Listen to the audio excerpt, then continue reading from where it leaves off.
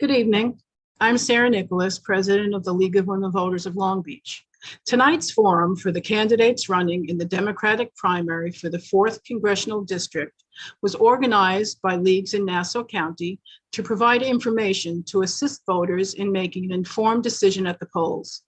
The League of Women Voters encourages informed and active participation in government and works to increase understanding of major public policy issues and influences public policy through education and advocacy. The League is an organization fully committed to diversity, equity, and inclusion in principle and in practice, and membership is open to all gender identities. The League is nonpartisan and does not support or oppose any candidate or political party at any level of government. Primary election day is August 23rd, but you can vote early if you choose to do so from August 13th through August 21st. Voters wishing to change their party affiliation must submit that change to their County Board of Elections by August 11th in order to vote in the races for their new party on August 23rd. Voters can also change their party enrollment online with a valid DMV issued ID or license. You can go to dmv.ny.gov, but that deadline is Wednesday, August 10th. Please visit the League's website, vote411.org, to find more information, including polling locations, what's on your ballot, and information about the candidates. This forum is being recorded and a link will be posted on the League's website, LWV of NassauCounty.org. You can also find information about joining the League of Women Voters. Thank you to tonight's moderator, Kathy Meany. Kathy is the president of the Westchester League of Women Voters, and our timekeeper, Mary Kirsch, the second vice president. They do not vote in District 4. Thank you to all the candidates for participating tonight. And now I'll turn it over to our moderator, Kathy Meany. Thank you very much, Sarah. It really is my pleasure to be here this evening.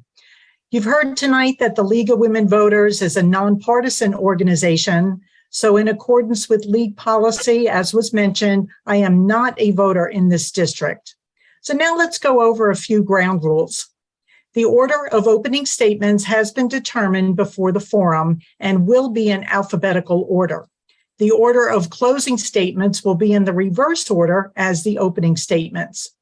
The order in which candidates will respond to further questions will be rotated by the moderator to assure fairness. Throughout the forum, no comments of a personal or abusive nature will be permitted. The moderator will rule this out of order. Each candidate has up to 3 minutes for their opening statement. Candidates will then have 1.5 minutes to answer each question. The timekeeper will indicate when 30 seconds remain in the allowed speaking time, and again when the time is up. Candidates may finish their sentence, but not go beyond the stop time, and there will be no rebuttals. Questions from the audience were submitted prior to the candidates forum by email and electronic form. The audience will not be able to submit questions or comments during the live event. At the conclusion of the question period, each candidate will have up to 2 minutes for their closing statement. And now I'd like to invite our candidates to open up their cameras.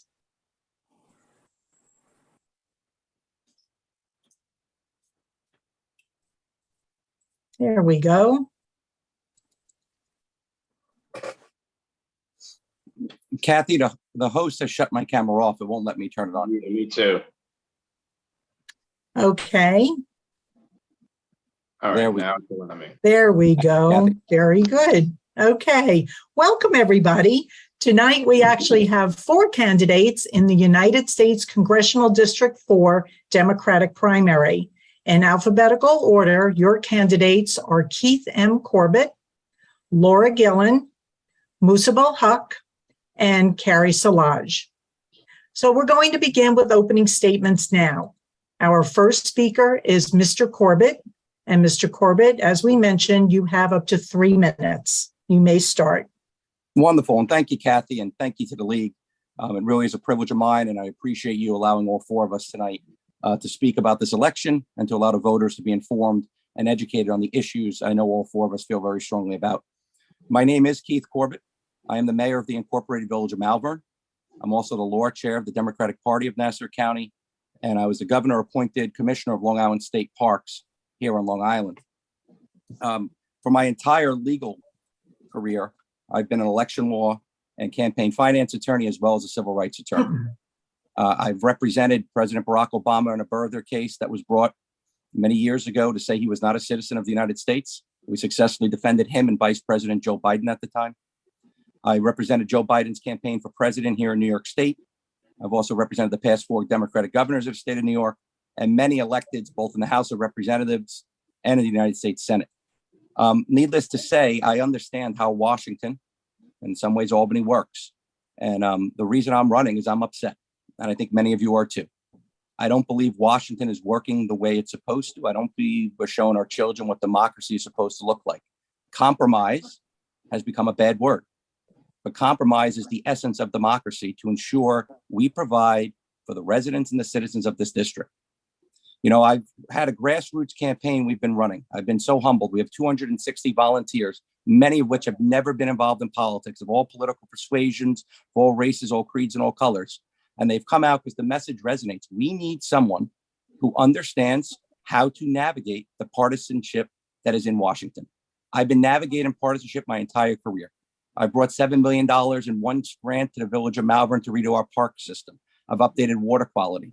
I've navigated it to ensure that Reynolds Channel no longer has 1 million gallons of sewage being dumped in it each day. I've navigated partisanship when I represented Joe Biden. I navigated partisanship when I represented Barack Obama. The fact of the matter is we need someone who understands and actually knows the players so they can make the work get done. I'm not just someone who has ideas. If you're looking for someone who's just going to say the old Democratic talking points, don't vote for me. If you're looking for someone who can say it, but more importantly, actually knows how to implement the change we so desperately need in this country, I'm your candidate. I'm running because I have 2 young children. And I truly believe anyone under the age of 30 has not seen this democracy work. They haven't seen a Tip O'Neill or even a Bob Dole. They haven't seen people come together and do the people's business. And it's about time we have a representative who cares for us. I have not taken 1 ounce of special interest money. I have not taken any money from PACs. It has been truly a grassroots individual donor campaign. I am beholden to no one but you, the people. And the fact of the matter is, it's about time we have a representative who isn't beholden to PACs, who isn't beholden to unions, who isn't beholden to party bosses, but is down there to play this game for you, for the benefit of your children, your grandchildren, so that we can make this dream that is our democracy work again. I see my time is coming up. So Kathy, just once again, I do appreciate the opportunity. Thank you. Thank you very much, Mr. Corbett. Ms. Gillen, you're up next. You're on mute. There, sorry. There you go. Kathy, and thank you to the League for the very, very important work you do to make sure that our electorate is informed about elections, about the candidates. So I thank you for hosting this forum this evening. My name is Laura Gillen, and I am a candidate to run for Congress in New York's 4th Congressional District. I am an attorney by trade. I went to Georgetown University for my undergrad, where I worked on Capitol Hill while a student. I went to New York University School of Law, where I got my law degree. I practiced commercial litigation for 17 years at the highest level of practice at a huge Manhattan law firm, and then at a smaller firm out here on Long Island, where I worked happily until I got elected to be the town of Hempstead supervisor, where I was the first Democrat in 112 years to win that post. And I was proud to win that post by forming a coalition of broad support, both on the Democratic side, but across party aisles. In the town of Hempstead, many people say to me, how can you go deal with Washington? There's so much tribalism there. Nobody gets along. I went into the town of Hempstead in the most challenging circumstances, where people wanted to disagree with me, but I still managed to get things done under the most challenging of circumstances. I'm very proud of the work that we did in the town of Hempstead. We opened up a town that had been opaque for years and years and years, made it transparent, put all contracts online, put bidding documents online, and put other financial plans online so that the taxpayers could be their own watchdog. And the agenda that I pushed in the town of Hempstead was not a partisan agenda. It was a good government agenda. And that's exactly what I'm going to do when I get elected to the seat in Washington, is make sure that the things that I do are serving our residents first. We have some serious problems going on in this country right now. I couldn't believe what I saw on January 6th. I'm really concerned about the direction this country is going in. I'm very concerned about the backlash on my rights as a woman, where my autonomy over my body is trying to be taken away. No state should have the right to tell me how I make my own medical decisions. I think I have a voice that needs to be heard. I will be a fierce advocate for choice, for gun safety legislation, and I believe I'm the strongest candidate in this race to defeat Anthony D'Esposito in November, and that's what I intend to do. So thank you for this opportunity. Ms. Gillen, thank you very much for that. And now, Mr. Huq. Good evening, Kathy, Minnie, and Laura Gillen, Keith Corbett, and Carrie Solages. Nice to meet you guys again. And my name is Muzibul Huq. I'm the Muzibul Huq.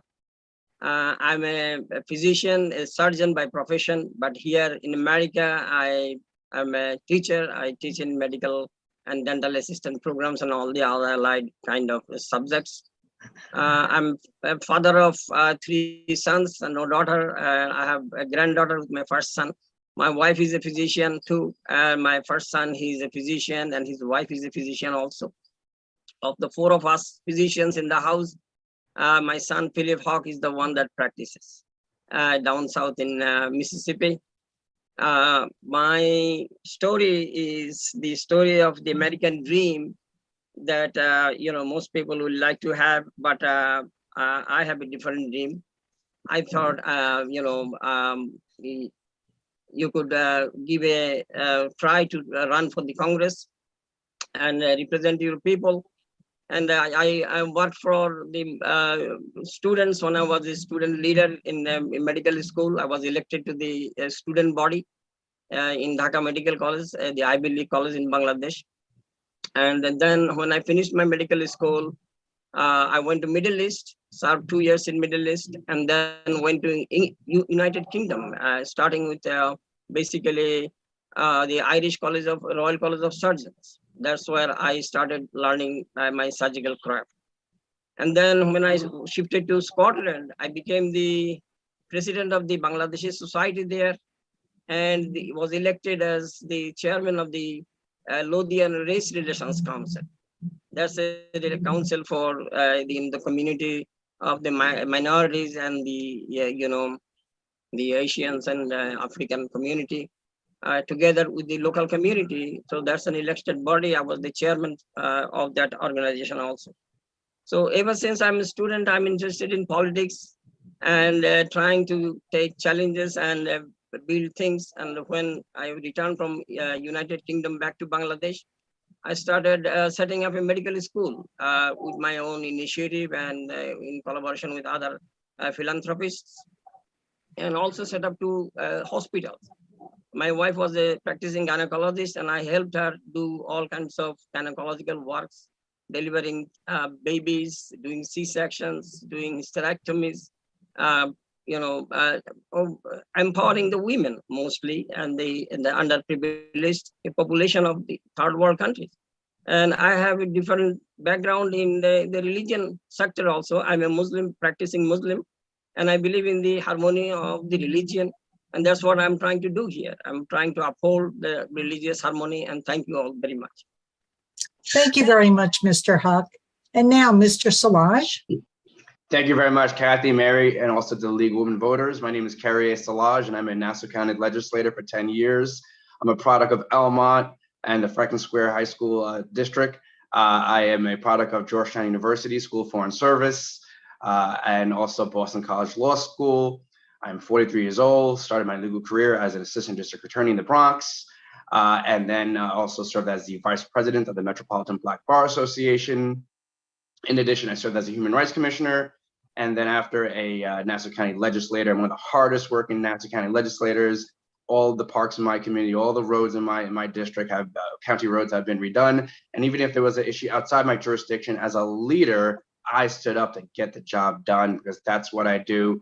I like to deliver. That's what I've done consistently for 10 years, which is why my community always stands up for me, and I also stand up for them. We have so many issues that we must address here, so many crises on so many different fronts. We need a well-rounded person to address these issues. The American dream is dying. My parents were able to come here from Haiti in the 70s, have 4 children, and these children have become, my siblings and I are very successful. I want to make sure the American dream is available for everyone else. The average college graduate is graduating with $60,000 income, and they cannot afford to buy a home like the way my parents did. I want to make it possible for home ownership, increasing wages, just like I advocated for the increase in the minimum wage in New York State. We need an increase in the federal minimum wage, and also to establish the new definitions of what is affordable, what is the poverty level. We have many people here who are suffering, even people in the middle class. The middle class dream is dying. We need an advocate, a fighter, not just someone with ideas, but someone who has experience to back up those ideas and to get the job done, and who has also lived that experience as a child of immigrants and also as a person who is a product of blue class, working class people, like my father was a New York City police officer. We must make sure we increase public safety by improving the relationship between the community and law enforcement. As my district, I have delivered more funding and more programs. We have 2 police activity league programs. I'm very fortunate for that. As a Congress member, we need to bring back the bacon or federal funding to our community. New York State, all the money goes to New York City, and then to upstate, and then we get the residue. That's unfair. We're leaving on the table at least $26 billion that can go to universal pre-K, after-school programs to keep our kids off the street, and other important functions we need in our society, especially in our healthcare system. It is a pleasure. I'm looking forward to a respectful and a worthwhile debate. Thank you. Thank you so much, Mr. Solage. We appreciate it. So we're going to begin our questions now for this evening. Again, they have been submitted electronically from the public. I'm going to ask that you mute yourself, keep yourself muted until it is time for you to answer your question. So we're going to start with Mr. Solage. What are your top 2 to 3 priorities if you are elected to Congress? My top 2 priorities is to address the high property taxes. We here as a nation, we were founded on the principle of fighting against unfair taxes, as we did in the Boston Tea Party. And those issues are still alive today.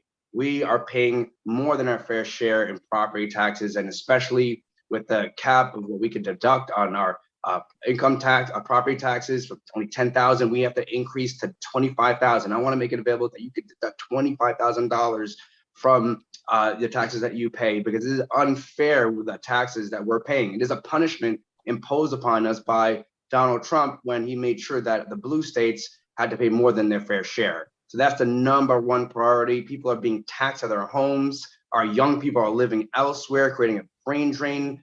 Our seniors cannot, my parents and other parents can't, keep their kids here, living in other states, in Georgia, Atlanta. That's unfortunate. That's my #1 priority. And then my #2 priority is to increase and improve our public safety. Bail reform, I'm not a fan of that. I want to make sure that our communities are safe for our families and our children. We must improve our public safety. Thank you. Thank you very much. Mr. Huq, please unmute yourself. Thank you. My first priority, of course, is fixing the economy.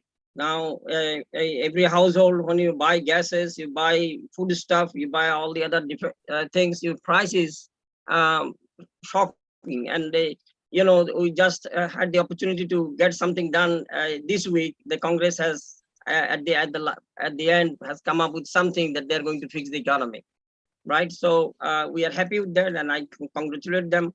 that they have come up with something.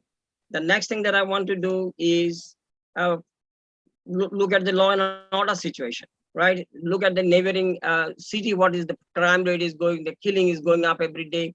We want to have control over, the crime, and we need to empower, put funds again in our policing, right? I'm not for defunding, I'm for putting more money in the policing and making the community, putting effort in the community to come up and live in understanding with the police, right? So we also have the minorities supported fairly, proportionately. We have the minorities here, the people of color, people of faith, they live in fear. So we want to make them have a good, decent life. And the job creation, the transportation, the housing. I'm with Solages when he says the taxation is high, very much high in Long Island. Thank you. Okay, thank you, Mr. Huq. Ms. Gillen. Yes, so one of the first priorities is the erosion of our civil rights and our privacy decisions. With the overturning of Roe v. Wade, it's a slippery slope that the whole line of privacy cases that followed that decision are at risk.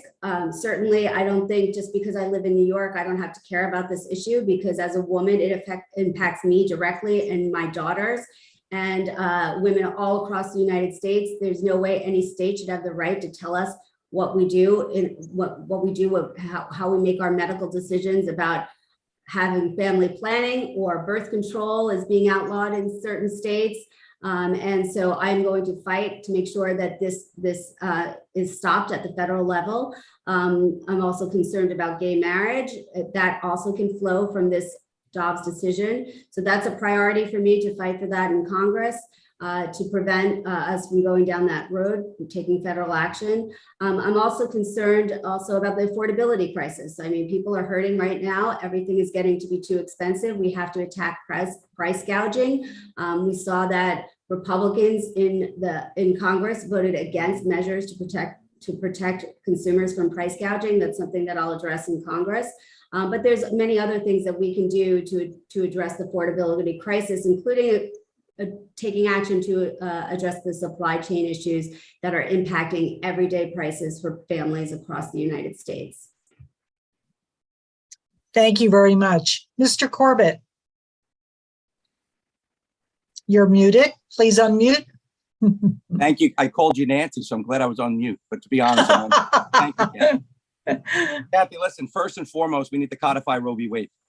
The fact of the matter is we have a constitution here and in this state that is based upon two principles: individual liberty and freedom of choice. The fact that you are denying women the right to make a choice for their own bodies is abysmal. It's against the very purpose of our Constitution. I've laid out a plan. It's on my website. I believe many legal scholars have been approaching this the wrong way. The court should not decide the viability of life. What the court can decide is unreasonable search and seizure under the Fourth Amendment. I've been doing civil rights cases under the Fourth Amendment for 2 decades. The first time, just like yesterday, when a woman is denied the right to an abortion, litigation should be brought as an unreasonable search and seizure to that woman's rights. We need a trilateral approach. We need to be long-term in this party. This party needs to think long-term, not just about me standing there fighting to ensure a woman has the right to choose, which I will do every day when I'm your congressman. We need to have litigation starting in the courts in every state. When a woman's denied the right, we should be there with that woman bringing litigation, affirmative litigation, to change legislation. And then we need an advocacy component, obviously advocacy from Planned Parenthood groups of that nature. Second issue is public safety. I'm the only one who's ran a police department. I'm the mayor of the safest village in Nassau County. We have a community policing initiative. Our average response time is 36 seconds. We have thousands of illegal guns flown into this county every day. We need to fund the 9 police departments in this district to ensure that we can have one cohesive plan to address the illegal guns and their prodigy coming into this county. And last but not least is environment. I'm the only one, I believe, of all 4 candidates who drafted part of the legislation that I'm pretty confident the House is going to take up and adopt. We also, the Senate just passed legislation with the Inflation Act yesterday. Part of that is going to be money. Okay, Mr. Corbett, thank you. We need to ensure that Mr. Corbett, thank you very much. Your time is up. Thank you very much, Mr. Corbett. All right, the next question, we will start with Mr. Huq. How will you secure federal funds and assistance for Long Island's environmental issues, specifically flooding and water and air quality? I didn't know that was the next question, I promise. Okay. All right, Mr. Huq and Mr. Corbett, would you mute yourself, please? Thank you. Okay, so the question for the environmental funding and the coastal, the tsunamis that can devastate like Sandy's and all the other, of course, is an issue for the congressman of this area, definitely. It is the funding, in the Congress, you will have your support team to frame the demand that you want to place, right? So I don't have the number right now that, what will be the size of the money that we need to fix it. But I believe, we're going to look into the amount that we need in consultation with the experts in the field. I'm not an expert in that area, I'm sure, but I will work with them and find out the maximum money that we can come up with, right? So we need to fix the low-lying areas, the environments, the flooding situation, and of course, it is related to the whole big issue of the climate change, right? You have to look at the root cause for this kind of tsunamis that is coming up. The weather is heating up. The control of the emission is important. The investing in the green energy is important. So that's what we are going to do. And the money that you're saying, I will work with these experts to come up with the right number that we can fight for. Okay, thank you very much, Mr. Huq. Ms. Gillen. Yes, so this district has suffered the impact of environmental issues and global warming. We've seen our shorelines eroding. We've seen the impact of storms like Superstorm Sandy and other storms that have followed. Our water quality being diminished. I was proud as Town of Hempstead supervisor to take a number of really strong actions to preserve our water quality, to strengthen our shorelines. I'm proud to have the endorsement of the League of Conservation Voters in this race. And what I will do is work with my colleagues in DC to make sure that we secure the funding that we need to address the real concerns and problems that we have here. And I will do it by working with the delegation from Long Island on we are an island surrounded by water where we have to really worry about a lot of these environmental concerns. And no matter what side of the aisle my colleagues from the Long Island delegation are, I'll work with them. We share a mutual interest in serving all of our residents to make sure that we get the funding we need to ensure that our shorelines are hardened and that our water quality is safe, and many other environmental concerns that we have here. Thank you very much. Mr. Corbett, you're muted. Could I just hear the question again, please, Kathy? Sure, absolutely. Thank you. How will you secure federal funds and assistance for Long Island's environmental issues, specifically flooding and water and air quality? It's an excellent question. Thank you for the question. First and foremost, there are 3 initiatives that our current Congresswoman has not taken up that need to be addressed immediately. The first one is, let's talk about Long Beach. There were jetties put in by the Army Corps of Engineers. 5 of those jetties during the time that Laura Gillen was supervisor were not completed. Right now, they're not funded to be completed. We have to ensure the resiliency of our coastline and its integrity is kept. I will ensure that they get funded and the jetties are completed in a proper way, because some of those jetties were not designed the right way by the Army Corps of Engineers. Secondly, Mayor Freeport, Bobby Kennedy, who's endorsed me, he has a floodgate plan. Right now, if Superstorm Sandy hits again, we have $8 billion of insurance claims on the South Shore. They've actually started a study for $800 million. You can complete a floodgate management plan in the canals along Oceanside, Freeport, and Merrick, and you can actually prohibit that from happening. Now, you don't need an act of Congress for either of the things I'm saying right now. There is money in the EPA budget to actually fund the completion of the study to get the floodgates. The regulatory environment, which I know very well, we will get the funding to ensure the floodgates are there to preserve our South Shore integrity. We will definitely get the funding from the Army Corps of Engineers. That money was already allocated and taken out of the budget on the Kathleen Rice's watch. I'll make sure the money is put back in so that those jetties and the resiliency of the coastline can be intact. One of the legislations that I did write that is currently making its way to the House had to deal with electric subsidies for electric cars. There is no question, and I'm very proud of Long Island that we do have a lot of electric car ownership, and people take very seriously the impact that cars and diesel have in our environment. The subsidies that are going to be directly given to residents when they purchase electric vehicles, something I was proud to assist in drafting, and I look forward to the House bringing it up so that those are three direct issues and a direct answer to your question, how you get the funding for each. I appreciate the question. Thank you, Mr. Corbett. Mr. Solage. Thank you very much. Knowing how to find funding is like having the right search engine on the internet. And I have delivered for my community in that sense. For example, when my community was concerned about the water quality of Almont, when they thought that it was the same as the water quality in Flint, Michigan, I worked with Dr. Larry Eisenstein, the commissioner of the health department, and also with my sister, the assemblywoman, Carrie Solages, to make sure that all water filtration systems in Almont were completely refurbished. And if you go down Almont Road, you will see 3 beautiful filtration centers to address the 1.4 watt dioxide pollutant that is in our water system. In addition, I helped to support the project that connected the Bay Park, Cedar Creek facilities, water treatment facilities, and the outfall pipe that goes out to the sea. And that's why now maybe we have all these sharks, because our waters are clean. Adrian Esposito, one of the most outspoken advocates for the environment, has been very delighted with that project. Furthermore, we also connected the Long Beach sewer system to the county sewer system in order to preserve our waters. I deliver for my community. I will deliver funding just by being the squeaky wheel. You know, we must speak up and speak loud and demand more funding for our environment. It is a one gift that we can give from one generation to the next generation. It's very important that we address all these environmental issues. We can't talk about the environment without talking about environmental racism, which is why at the UBS Arena in Almont, they will have only electric buses. And I specifically asked for that in the government document at the public hearings and followed through and got that done. Thank you. Thank you, Mr. Solage. And I want to remind our candidates to please keep yourselves on mute unless you are answering the question. I see a few of you are not muted.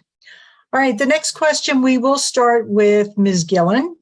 What are your ideas for eliminating waste in government spending? So this is something that I had to deal with on a regular basis at the town of Hempstead.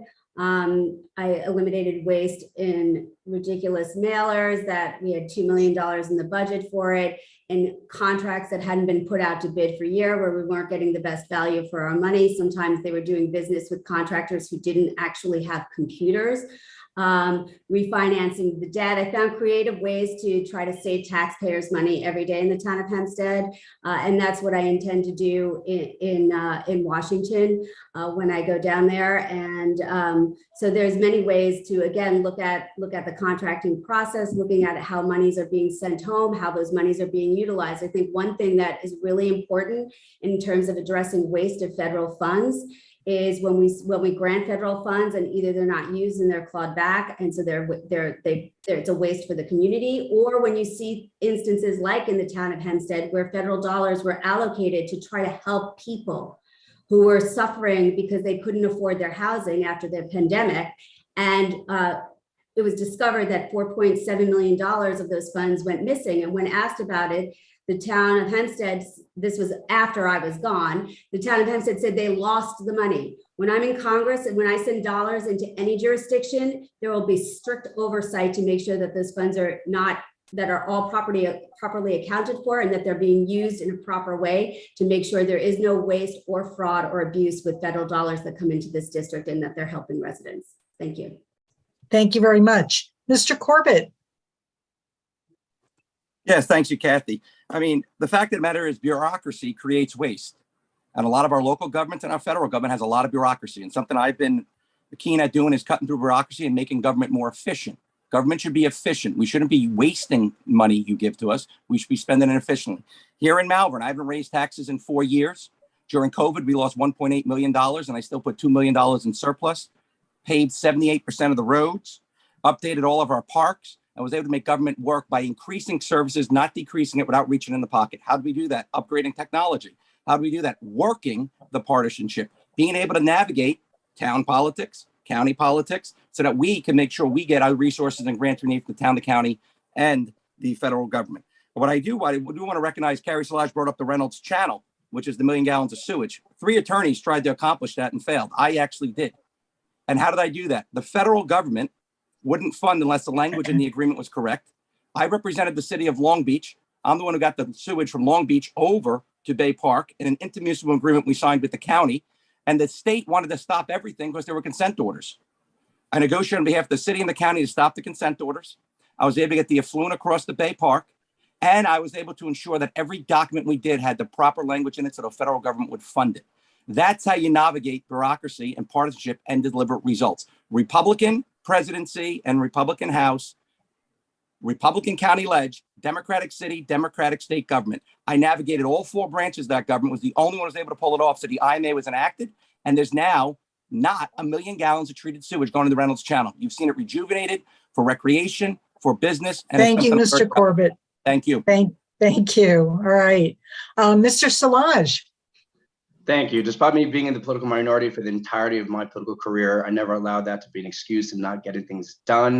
There's so many wonderful things we created, like bus lines, and also the Office of Asian Affairs, but also the Office of the Inspector General. I worked alongside our minority leader, Kavon Abrahams, at a time in which we saw a lot of irregularities in contracts being given to politically connected people in the Mangano administration. And so we exposed all these contracts, and we were able, with that Office of the Inspector General, the independent Office of the Inspector General, to review all these contracts and require disclosure to make sure these contracts are not being just given to anybody, but there's disclosure requirements so that we know, who is getting the contract and if they have any relationship with the government. And so we were able to expose a lot of corruption, a lot of waste, fraud, and abuse, prevent. Instead of, it's a big issue because that same dollar could have went to social services to help out a homeless person or to help out a single parent that needed help. So it's very important to address waste, fraud, and abuse. And as a Congress member, I will use my ability and my power of oversight, and as an attorney, the ability to cross-examine all entities in government to make sure there is no waste, fraud, and abuse. Thank you. Excellent. Thank you. Mr. Huq. Yes, I think the oversight is very important, of course, and the bureaucracy, and the bureaucracy is, and as you said, the procurement and the favoritism and the nepotism and the corruption. So putting everything together is the reason why we have the waste that they build up. So you have to put the right people, and the honesty is important. Right, our greed is takes over, and then we start putting our own people in everything, and then we violate all kinds of regulations and find holes in the system, and then make it a tunnel, and that's how what happens in the West. So you have to have the right oversight. You have to have right committees looking after the finances, the funding, right? Say when you are doing the budgeting, and sometimes you find, say, a pencil is purchased in the rate of a book, right? A book and a pencil cost the same price, and when you don't have the oversight, right? When the pillow and the bed cost the same price because you don't have the right oversight. So honesty is important, integrity is important, right? And the corruption is everywhere. So you want to have people that has that track record, that they don't have the greed, they don't bow to corruption, they don't bow to group of interests, and the nepotism is all that you need to take care of, right? So thank you, Mr. Huq. Thank you, Mr. Huq. All right, and again, if you would mute yourself, Mr. Corbett, you will be next, so you can unmute. Our next question: what is your view about banning stock trading for members of Congress and their family members? I believe it should be completely banned. I believe we need to go further than President Obama did when he banned stock trades. I also believe we should ban any interest in cryptocurrency. I mean, I know Laura Gillen has a super PAC. She has special interests who are supporting her and about to go on TV in her capacity. I think as a candidate, she should have to disclose if she has any interest in any cryptocurrency companies. And I believe there should be a complete ban on any elected official in the United States Congress from holding any stock, bonds, or interest in cryptocurrency companies. And we know how they're can ruin our environment based on the amount of power that they generate in different facilities. As we've seen, the New York State legislature is thinking about banning some of their mining activities here in the state. I heard oversight a few times by the candidates, and while we do have oversight over legislation, it's important to know that the oversight is going to be important based on committee. Money comes from the federal government in different agencies, and if you're not on the right committee to oversee that agency, Ms. Gillen can look all day to see if the money was spent properly, but she's not going to be able to do much. Again, you have to understand the people and understand the process, and it's about time we send representatives down there who understand how to immediately get things done, bring resources back to this district to ease the burden for all our families that live in Congressional District 4. Thank you, Kathy. Thank you very much. Mr. Solage. Thank you very much. I appreciate the question. I believe that just like our great President Barack Obama, we should have a complete ban in owning stock for our members of Congress and also their family members. It would create a conflict of interest. These congressional members are voting for funding for contracts in a multi-million-dollar range for these businesses and companies, and so there will be a conflict of interest. You don't have to worry about that with me. I'm a humble man. I don't own any stocks, honestly, and I don't seek to do so. I make my money as a hardworking lawyer, and of course, there's also been on outside income. I've been successful as an attorney, and sacrifice is defined as Theodore Roosevelt is giving us something that's great for something that's greater. And so, a Congress member should not be concerned with stocks or making money. They should be concerned about gaining the support of those who vote them in and serving those individuals. And I won't serve two masters. One cannot have two masters. One can only have one master. One cannot be a politically connected lawyer and serve a party chairman and serve all these different law firms. One can only be serving the great people who elect them. And that's what I've done, and that's what I'll continue to do. That will not be an issue with me, and that's a great question. Thank you very much. Thank you. Mr. Huq. Yes, I don't hold any stock myself at all, but I appreciate people buying stocks, and I very much agree that the congressmen and their family and their close associates should be careful about not buying stocks, and knowing what we lately came to know. One congressman, he knew that the stock is going to change on so and so terms, and he then bought the stocks or sold his own stocks out. So that's what is we have when the people with interest, with conflict comes in to deal with the cash or the stocks. So I very much agree that the congressman should not have to have with Obama what he did. I very much appreciate that. And my personal life, I don't normally have money to invest in stocks myself. And I encourage that people buy that if you see the right prospect and right stocks. But for congressman and his family, they have to have that sense in their mind that they have to think of the conflict of interest, right? So stay away from it completely.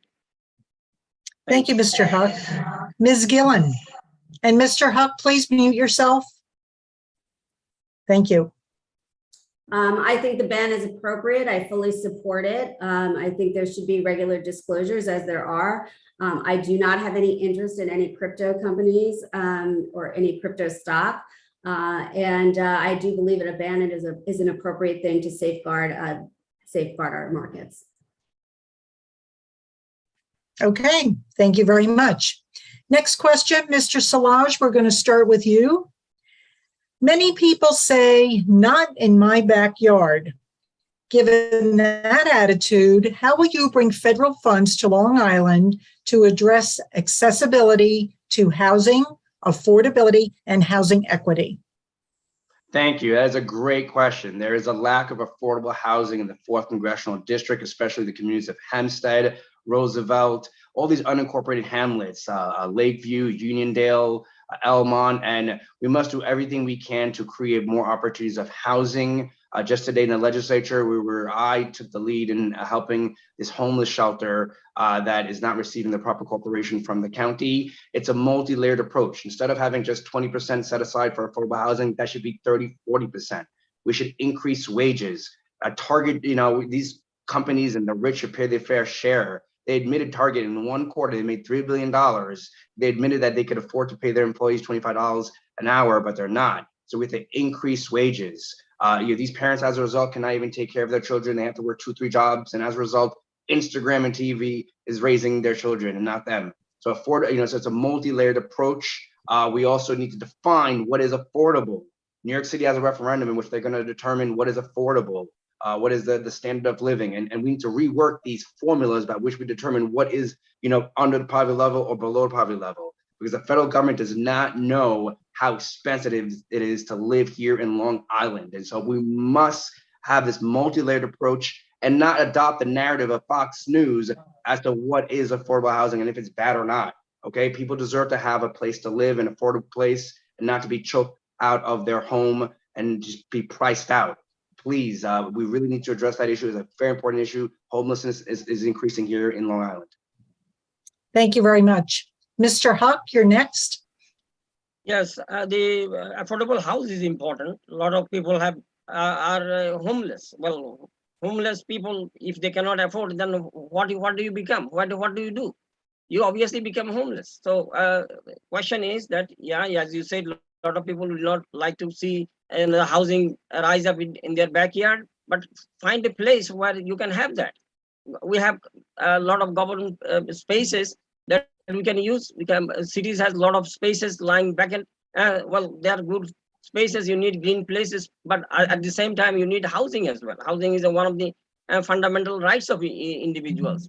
So I agree with Solages. We need to know what is the poverty level, what is the cost of living in Long Island is skyrocketing. So housing is at the top of the list, definitely. And you need affordable housing, and the budgeting should be there, right budgeting for that, and the right planning, right site selection, so that there's not a crisis in the community, right? You don't want one guy come in the neighborhood and then the other guy leave the neighborhood. We need to find the right place and the right kind of budget for that, and go ahead for the affordable housing. Thank you. Thank you. Ms. Gillen? Sure. So, NIMBYism and affordable housing seem to be really at odds at one point in time, but I think our dialogue is evolving on this issue as we realize we need affordable housing. Everybody needs affordable housing. Our seniors can't afford to stay here. They want to stay near their children if their children settle here, but they can't afford to stay here. Young people can't afford to move here. I think we all agree that this is a serious crisis on Long Island, and we need to improve our housing stock at affordable rates so people can raise their families here and can move here after college and can stay here after they've retired.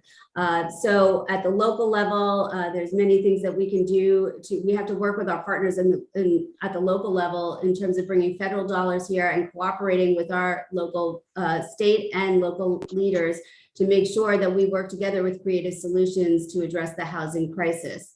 As town supervisor, I worked with my partners in state government to do an affordable housing study that I believe has been completed now. And that's certainly the first step, looking at that and seeing how we can work together with our colleagues on the state and local level to make sure that we have a comprehensive plan to address this really serious need. Thank you very much. And Mr. Corbett? Yes, thank you, Kathy. First and foremost, we need to ensure the funding gets where it needs to go. As a mayor of Malvern, as any mayor, all 22 in this district will tell you, the funding goes directly from HUD to the state or to the county. And then we spend years begging the county and the state to give it to us. I'm saying every resident of any incorporated village in the 4th Congressional District, all 21 of them, every dollar I bring back to this district will go directly to the governmental entity that's deserving of it. Not only will that ensure affordable housing and a wide array of affordable housing across the district, instead of waiting years for money to come through the county or the state, it will also reverberate the economy. Our economy would do great with that because the money is being spent the minute it's received, as opposed to having to go through grants through the state for money that we get based upon our population or based upon need. The fact of the matter is we have to ensure money goes directly to the local governments. You will see it increase economically here in this district, but more importantly, it will provide a wide array of affordable housing across the district. I'm pretty confident Mayor Hobbs and Hempstead and Mayor Kennedy and Freeport would love to get the money directly. And Donna Gaydon, the city manager of Long Beach, while she gets money directly because she's a city, not a village, I'm sure she deserves a lot more for the Long Beach Housing Authority. And I can assure you that I will go and ensure that that money is funded through HUD. You don't need an act of Congress again. You need rules and regulations, know where the money is, know the players, and ensure that our villages and our cities get the money directly so that we can provide good, decent housing for the citizens of this district. Thank you. Thank you very much. All right, the next question, we're going to start with you, Mr. Huq. There is a significant veteran population on Long Island.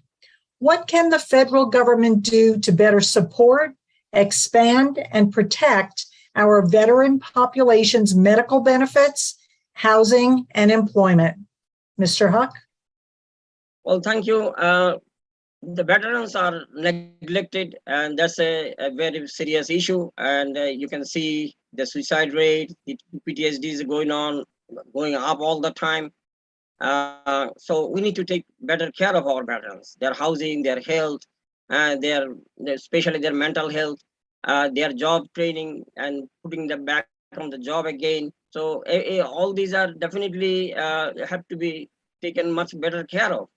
So I will do as a congressman my best to see that they have their right housing, they have the right job opportunity if they are looking for a training again, and their health issue is at the top of everything, right? So the VA hospitals are not managed properly.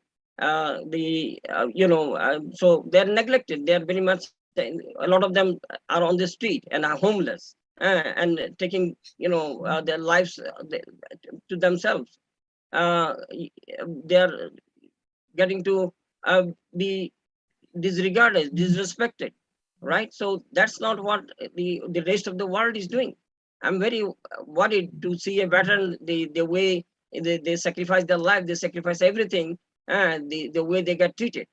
That's kind of a shame that we don't take care of our vets. So I'm one of them that I will say I will do my best as a professional, as a medical professional. I know when we see the mental condition, the physical condition, what they are suffering, they are going through, I'm going to do my best and put them in a much better position. Thank you. Thank you very much. Ms. Gillen? Yes, Dr. Huq, I couldn't agree more. We owe such a great debt of gratitude to our veterans who have served our nation proudly. And on many times, unfortunately, we see that gratitude is not translating forward into really helping these veterans, where we have on Long Island one of the biggest populations of veterans. So first of all, it's making sure that there are no cuts, but actually increasing funding to our VA hospitals. Second of all, a big problem that we have with our VA here on Long Island is that it's difficult to access it for many of our veterans. So we need to make it either easier for veterans to access that, or have satellite clinics where veterans can get access to treatment that they need, or some organized transition from a satellite to the VA hospital. And I think that we do have a crisis with mental health with our vets, so we want to make sure that they're getting not just the bare minimum treatment, that they're getting access to all the coverage that they need for their mental health issues that we see are so prevalent with this community. So those are some of the things that I think we need to do to help our veteran population. Thank you very much. Mr. Corbett? Yes, thank you, Kathy. I think we saw what our loyal opposition, the Republican Party, thinks of veterans. They like to pay them a lot of lip service, but you saw we had to have vets stand on the Capitol steps just to ensure that they could have proper surgeries in the burn centers. This is ridiculous. And you're right, you should be upset, Dr. Huq, because we need to do something about it. And when I get to Congress, we're going to do something about it. We're not just going to keep providing funding to the VA. We're going to ensure that local VAs through the regional office can actually fight for and actually negotiate prescription drugs. It's done through Medicaid. There's a lot of legislation that just came down out of the Senate yesterday that, believe it or not, can be used to help our veterans. Our veterans are our heroes. We, the taxpayers, should pay for their medical care, plain and simple. Surgeries, medication, and we should ensure the best and the brightest resources are available through our VA system, especially here. We have a far way to get to a VA hospital from the 4th Congressional District. I think we need to ensure that the proper funding's there, so when they get there, they're actually getting the services they need, and they're not doing what's happening now, waiting 3 hours in a waiting room just to be told they have an extra copay. The fact of the matter is, there are heroes. There is money for this to be done. We know where to get it. Let's go down there and get it, because we need a candidate in November who can stand up to the Republican lies. They don't care about the veterans. They like the lip service and the flag, but they don't provide for them. And it's about time we have a congressman who does, and I will. Thank you very much. Mr. Solage. My father is a veteran, and I love my father, and I love all veterans. I have the veteran experience influenced me. I would go to Mitchell Field to get at the PX and the commissary to get food. And I want to do more for our veterans. Yeah, the Republicans are only paying lip service to our veterans. They don't really care for our veterans. We truly care for our veterans because the military is one of the last greatest meritocracies that we have in our society. And I want to create a world-class veteran center at the Nassau University Medical Center, which is having its own problems. And that way we can address two birds with one stone. You know, the North Shore facility on the North Shore is inaccessible. And people complain about that. Many veterans in my community complain about that. In fact, I've assisted them in getting transportation up there. Right there at the Nassau University Medical Center, it's the central part of the county. We could also create cooling centers there and centers there for our homeless there. It could really be a home run to address multiple issues. I'm the only candidate in this race that had a vision and executed in that vision. I stood with my community leaders on May 19th, 2013, Malcolm X's birthday, and we said we want a train station at Belmont Racetrack. And we got that train station. So I have experience in building or helping to support large infrastructure projects. We got it done, and we're going to get it done again, because there's nothing impossible. Look at that word impossible. It says I'm possible. Thank you very much. All right, the next question goes to Ms. Gillen first. Millions of Long Islanders depend on Social Security. How do you envision Social Security remaining viable for your constituents? So one thing that I'll adamantly oppose is the privatization of Social Security. I think that would do a great disservice to our seniors. And so in Congress, I will resist any efforts by the Republican caucus to privatize Social Security. I think we need to critically look at how we can find additional funding sources. Some of the plans to start manufacturing back at home might be additional revenue streams to fund our Social Security program to make sure that it doesn't go bankrupt. And we have to carefully analyze how we can find additional revenue streams to make sure that it's solvent going forward. Thank you very much. Mr. Corbett? Thank you, Kathy. I mean, first and foremost, we need to ensure that our entitlement program of Social Security is still funded. People like to forget when they talk about entitlement programs, Social Security is what provided a lot of people to retire with dignity. That and pensions, which are also cut down by the Republican majority and the Republican president was George H.W. Bush. The fact of the matter is we need to fund Social Security. We need to ensure that Social Security is there for the next generation. Right now, Social Security is almost bankrupt again. Within 3 years, they expect that it will be depleted almost. We need to ensure funding sources. Those funding sources come from the federal budget. When in Congress, I will put forward a bill that requires a percentage of every federal budget annually to go directly into Social Security. Right now, the way it works is Republicans over the years have diluted Social Security by requiring a funding source directly.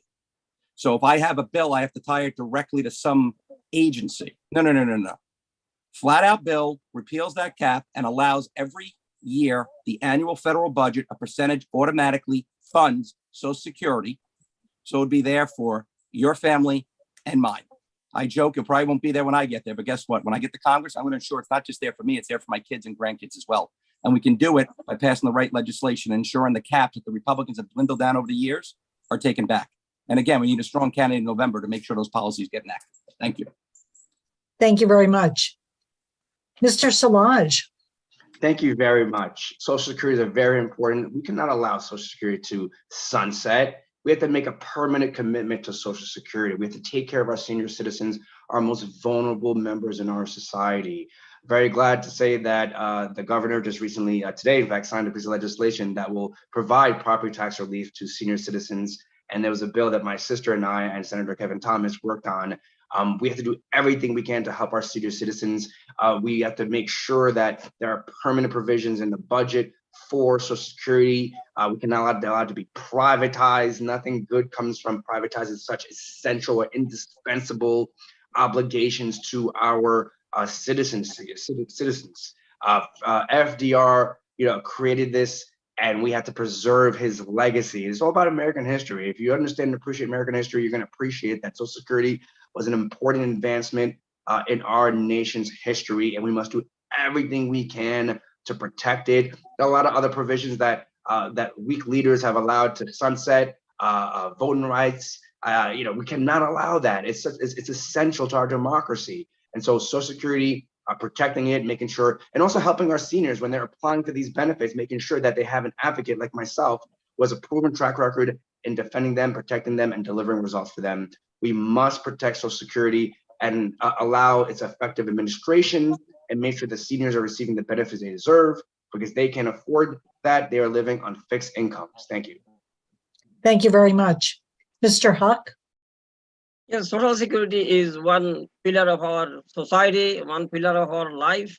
We are seniors, we very much depend on it, a lot, many of us. So playing with Social Security is the last thing that we can allow to happen. And sunsetting on Social Security, that's a Republican dream, not a Democratic dream.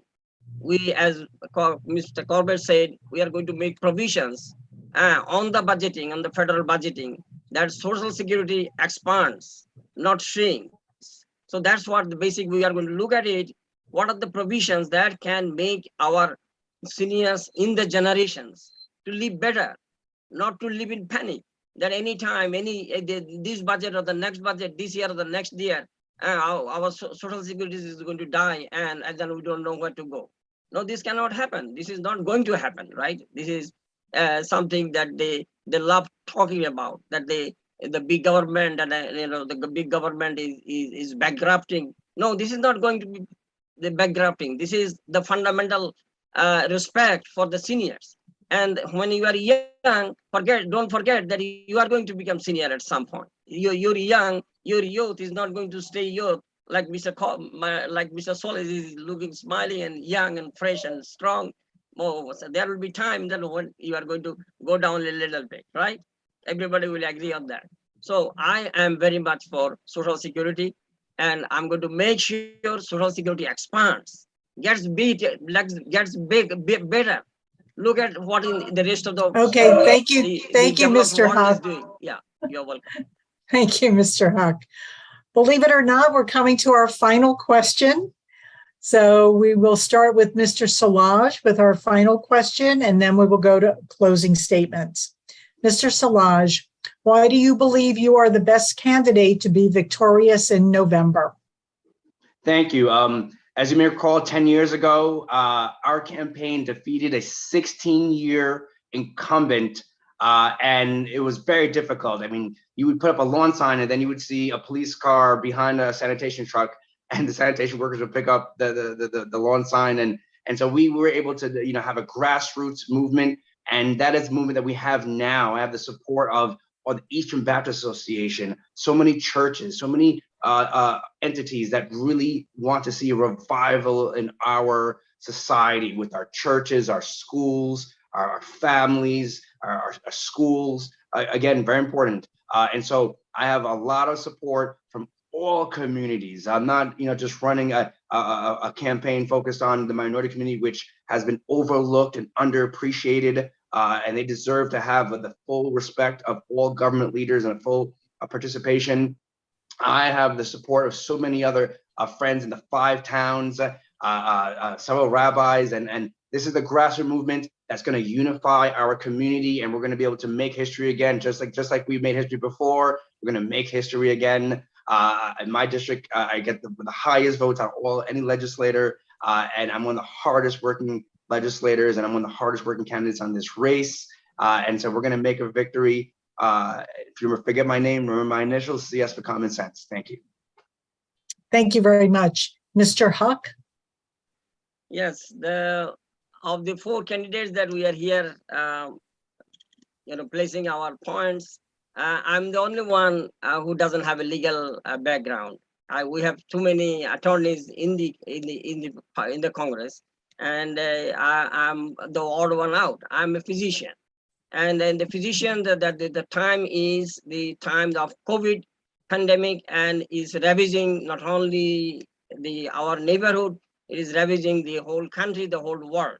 So we have to get the medical people in a bigger number to begin with. That's one I will advocate that, I'm the only one with the background for the time. And then number two is that I'm a man of a particular faith, of a religion. I'm a Muslim, and I don't think this is my disqualification. I think this is a qualification that I would like to put all the religion together. Religious harmony is paramount. Religious disharmony, distrust is killing the world, is killing the society, is killing your neighborhood. So peace and living together is what I'm going to do. And those two things, that is what I'm up and my community, whether you are a Haitian community or you are a Guyanese or you are a Mexican or you are a Pakistani or you are a German or Italian, I'm for all. And I'm trying to put everybody together and give something new. Thank you all very much. Thank you very much. Ms. Gillen. Yes, well, thank you. If I'm lucky enough to get elected to this position, I believe that I am the best candidate. I have served most of this district as Town of Hempstead supervisor. I'm the only person in this field who has been elected the majority of this district. And I think that I got elected by getting support, not just from Democrats, but also from people across the aisle. And I think I will continue to enjoy that support in the general election. And I think my tenure as Town of Hempstead supervisor showed that I'm not afraid to fight for what's right. When people want to quash things and it's the right thing to do, I will stand up to bullies. And that's what we need in Congress now more than ever. And I think that I am lucky enough to enjoy the support of so many people. So many men and women of labor, so many people in Washington. The majority leader of the House of Representatives has endorsed me. The recruitment chair of the DCCC has endorsed me. And they've endorsed me because they believe I'm the strongest candidate to keep the seat blue in 2022. Thank you very much. Mr. Corbett. Yes, thank you, Kathy. Listen, it's all about bringing people together, which is what I've been able to do my entire career, whether in government or in private practice. It's also about being able to implement the ideas. We hear a lot of people saying what they want to do, but you don't hear much about how they're going to get there. What I'm about is showing you how we get there. The fact of the matter is, this is an important election in this country. We're not going in the right direction. We need to get back to basics. Ms. Gillen likes to tout that she was the town supervisor. Our last act was losing the election in this very district. She ran this race already 2 years ago and lost to the Republicans. I've never lost a race to a Republican. I am the Democratic mayor of one of the most Republican villages in the district. Now, how would they elect a Democrat? Because I'm about results. I'm about providing resources, navigating the partisan divide, and bringing it back to the residents of Malvern. The worst day he experiences, Anthony D'Esposito, is when he runs against me on November 8th. He will not beat me. Laura Gillen lost to Donald Clavin. She's not going to be able to stand up to Donald Trump's acolyte, Anthony D'Esposito. She already lost this race 2 years ago. She's an excellent person. She's a friend. But you need a Democrat in the middle who can reach across the aisle and get the job done. We have enough fighters in Washington. We need some compromise, and we need significant resources in this district to help our families. And that's what I'm going to Washington to bring back for your children and your grandchildren. Thank you very much, Mr. Corbett. It's now time for closing statements. As I said earlier, closing statements will be given in the reverse order as the opening statements. Candidates, you have up to 2 minutes for your closing statement. So we will begin with Mr. Solages. Thank you very much. I'm asking the voters of the 4th Congressional District, especially voters in unincorporated hamlets that have been last, I'm assuring you that you'll be first. You'll be first to receive support from a Congress member who's going to fight for funding. That's the #1 job of a congressperson, to bring funding back to his district and to advocate for legislation that makes sense. And so I'm going to stand up to those New York City politicians and make sure that money doesn't go upstate, that comes to here, Nassau County, specifically the 4th Congressional District, America's first suburb. We deserve that. We pay more than our fair share in taxes. We're leaving $26 billion on the table. Just like Dr. King talked about, we submitted this check and it's been returned insufficient funds. We want to make sure that check is honored. And so we're going to have that funding for our universal pre-K, for after-school programs for our young kids so that they're not on the streets being subject to crime and getting involved in crime. We're going to get that funding for property tax relief. We're going to get that funding for a lot of other important focuses like environment, equity. I'm an advocate, I'm a fighter, I'm a defender, I have a proven track record. Anybody could talk about ideas, but you have to have the ability to know how to implement those ideas and have a vision that creates new opportunity. I have a vision in which we're going to improve our infrastructure so that our streets are not looking shabby, that our streets are well paved and infrastructure, the water quality is great, and that we can build affordable housing. I will get it done because I have a positive mindset and a lot of energy. And we're going to need a person with a lot of energy to address and unite all of our communities from the east side of the district to Seaford and Wantagh to the west side of the district, the 5 towns and the north side Garden City. I have connections and relationships in all part of those communities. I love the 4th Congressional District, and I'm looking forward to serving you as your Congress member. Thank you very much for this opportunity. To the League of Women Voters, thank you. Thank you, Mr. Solage. Mr. Huq. Yes, as I said, I have the experience from across the continent. I am born in a third world country, taught in United Kingdom and living in United States. I'm a man of a different profession. A medical profession is all you need at this time on the top of the list. So, and also I'm a faith compromise and a faith believer. So I understand the importance of, in Washington, and the Congress is not only about bringing some money back to your congressional district. The Congress is about taking care of your domestic, your international affairs as well. You don't want another 9/11 happening, and you want to look at the root cause, the mistrust between the religions, the mistrust between the neighbors, right? So why you will look up on your neighbors because he is of a different color or he's a different religion. So let us teach our children that religion is for the betterment. Religion is to make better human beings, and let us live in a country, in an environment where you have financial, economic prosperity. You have your economic dream. You have your American dream. Okay, fine. But with that, when you have the vices that destroying the society, when you have the drugs, the crime, other crime, and why the guns? Why not the pens? Why not the books in your hand, right? So let us get that. Let us have the gospel in the hand, not the other ones. So let us put all the differences apart and put our common goal and common interest together.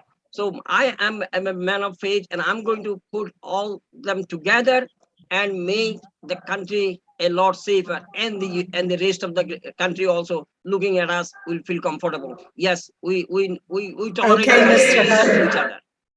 Thank you. Okay, Mr. Huq, thank you very much. All right, Ms. Gillen. Thank you for hosting this forum. So look, I was born in this district. I spent most of my life in this district. Now I'm a mother raising 4 children in this district. I was enjoying a lucrative career in the private sector at working as an attorney, and I got involved in politics because I started to get mad at some of the things that I saw going on.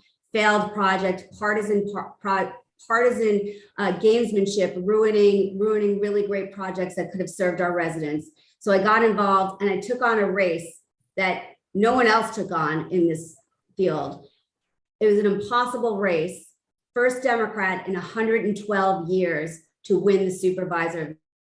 I was proud of the work that I did there. And I think I demonstrated every day to the residents of this township that I would always put their needs first. And that's what I will do in Washington.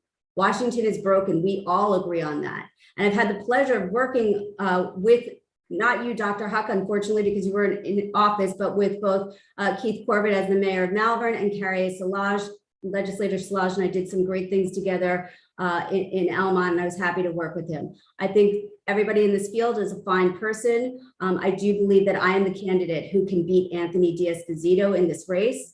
I have a long list of people who have endorsed me because they believe that I am the candidate who can beat Anthony Diaz-Fazito in this race. And that's what I intend to do in November. So I ask you to please support me. Thank you. Thank you, Ms. Gillen. Mr. Corbett. Sure. Thank you, Kathy. Listen, you can't sugarcoat it. Things are really tough right now in this country. Things are really tough right now in this district. Inflation is running rampant. I'm glad prices are finally coming down at the pump, but they're still way too high when a family wants to gas up that car. Grocery bills, supply chain shortages. Most people feel deflated right now. As Democrats, most people feel deflated, and we shouldn't be. We got to stand up proudly. We got to properly message our policies. We got to bring people together. We've heard a lot of people speak tonight. And if you want the same Democratic talking points you've been hearing for years, well, you see the results that gets you. I have given you well laid out plans for every question asked. I didn't stay at 5,000 feet. I actually know what will work because I've done it. I actually know how to bring people together and get the job done. The fact of the matter is, this is the most important election in our lifetime. We cannot allow this seat to go red. Laura Gillen was a good town supervisor. The voters did not reelect her in the same exact district. I don't want to be on November 8th at the Board of Elections and have deja vu when we lose this seat and it goes red. If you want to ban assault rifles, if you want to vigorously protect a woman's right to choose, if you want to protect the environment, and most of all, if you want to keep yourself safe with crime that's running rampant, you have to vote for Corbett on August 23rd. I am the only one who will take it directly to the Republican Party. We will keep the seat blue, and we will do so as proud, standing tall Democrats, because we have better ideas. We have better policies. And when the voters see that he has to match up against a candidate who actually supports the police and never raised taxes, they have no argument. They've been searching for me, Miss Gillen and the Republicans, on dirt that they can find. There's none. I'm going down there. I'm going to win this race. We're going to win November 8th because Democratic policies have to prevail. And I'm the only candidate who will beat the Republicans on November 8th. And I'm asking everyone out there to please vote for Corbett on August 23rd. Thank you, Kathy. Thank you, Mr. Corbett. And thank you, candidates, for participating in tonight's forum. And we also thank the audience for attending. We appreciate it. I want to remind you that this forum was video recorded and it will be available on our YouTube channel within 24 hours through Election Day. Now, candidates, you're all muted, but feel free to wave goodbye before we turn off your cameras. That's great. Thank you and good luck to all of you. Thank you, Kathy. You're welcome. I remind you that early voting for this primary election starts on August 13th and ends August 21st. Election Day is August 23rd. Remember, democracy is not a spectator sport. I encourage everyone to get out there and vote. Thank you again. Have a wonderful evening. The forum has now ended.